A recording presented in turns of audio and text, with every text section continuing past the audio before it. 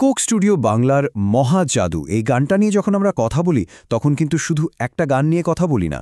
এটা আসলে সুর আর কবিতার এক অসাধারণ মেলবন্ধন। ভালোবাসা যে অনুভূতিটা আমাদের সবারই চেনা, তাকেই যেন এই গানটা একদম নতুন একটা রূপে আমাদের সামনে নিয়ে এসেছে। চলুন এই জাদুর রহস্যটা ভেদ করা যাক। সত্যি বলতে এই একটা লাইনেই কিন্তু লুকিয়ে আছে পুরো গানটার আসল রহস্য। এখানে ভালোবাসাকে কোনো সাধারণ অনুভূতি হিসেবে দেখানো হচ্ছে না, বরং এটা একটা শক্তিশালী অপ্রতিরোধ্য জাদু, যা একবার কাউকে ছুঁয়ে দিলে তার আর পালানোর কোনো পথই খোলা থাকে না। তাহলে চলুন প্রথম অধ্যায়টা শুরু করা যাক। ভালোবাসা যেন মহা জাদু। গানের শিরোনামটাই কিন্তু আমাদের প্রথম সূত্রটা ধরিয়ে দিচ্ছে।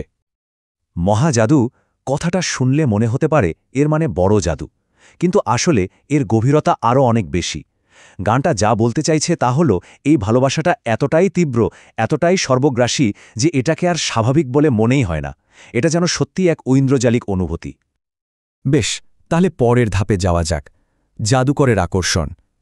প্রশ্ন হল, কে সেই জাদুকর যে এই পুরো মোহ তৈরি করছে? আর এখানেই দেখুন কি দারুণ একটা লোকজ রূপক ব্যবহার করা হয়েছে।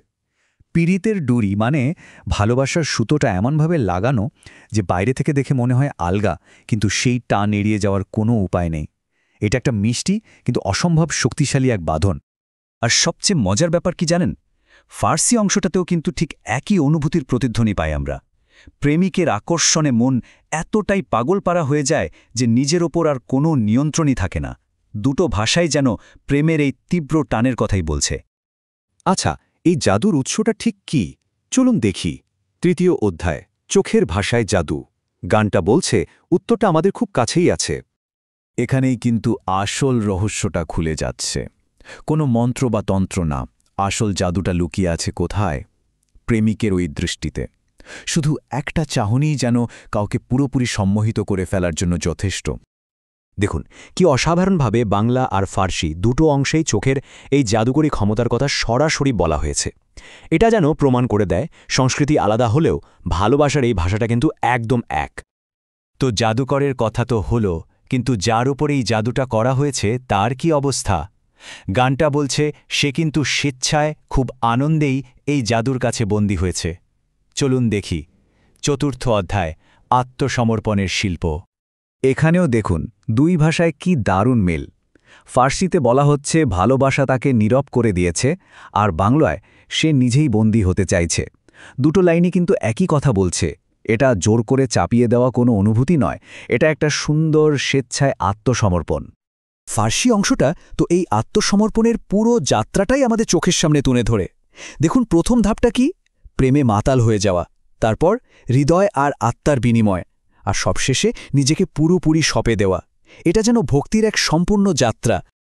আর এই লাইনটা আমার মনে হয় এটাই সবকিছুর সারমর্ম, যে এই জাদুতে বন্দী সে কিন্তু মুক্তি চায় না। এটা তার কাছে এতটাই মূল্যবান একটা অবস্থা যে সে চায় না এই ঘোরটা কখনো কেটে যাক। এবারে আসি গানটার সবচেয়ে অসাধারণ দিকটায়। দুই ভাষা এক হৃদয়। কিভাবে দুটো আলাদা কাব্যিক ঐতিহ্য একসাথে মিলেমিশে একাকার হয়ে গেল, চলুন সেটা একটু দেখি। এখানে দেখুন দুটো ঐতিহ্য কিন্তু একে অপরের সাথে কোনো প্রতিযোগিতা করছে না, বরং বাংলার লোকগীতি আমাদের দিচ্ছে পীড়িতের ডুরির মতো একেবারে বাস্তব মাটির কাছাকাছি একটা রূপক, আর অন্যদিকে ফার্সি গজল আমাদের নিয়ে যাচ্ছে আধ্যাত্মিক নেশা আর আত্মার আত্মসমর্পণের মতো গভীর এক জগতে।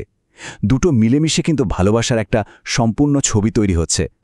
শেষ পর্যন্ত ব্যাপারটা কি দাঁড়ালো? এই দুটো ভাষার মিশ্রণটা এতটাই নিখুঁত যে মনেই হয় না এটা দুটো আলাদা ভাষা বা দুটো আলাদা সংস্কৃতি। মনে হয় একটাই হৃদয় তার গভীরতম অনুভূতিটা প্রকাশ করার জন্য দুটো ভিন্ন ভাষার শব্দ ব্যবহার করছে। ভাষা হয়তো দুটো, কিন্তু আবেগটা একদম এক। তাহলে পুরো আলোচনাটা যদি এক জায়গায় আনি, মহাজাদু গানটা থেকে আমরা কি পেলাম? প্রথমত, ভালোবাসাকে দেখা হচ্ছে এক অপ্রতিরোধ্য জাদু হিসেবে।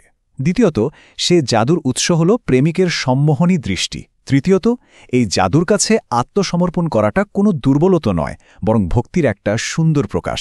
আর সব শেষে দুটি সংস্কৃতির মিলনে এই অনুভূতিটা একটা অন্য মাত্রা পেয়েছে। এই পুরো ব্যাপারটা শেষে একটা প্রশ্ন কিন্তু মনে থেকেই যায়।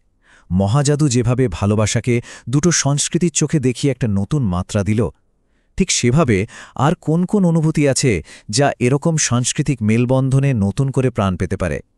এটা কিন্তু ভাবার মতো একটা বিষয়, তাই না?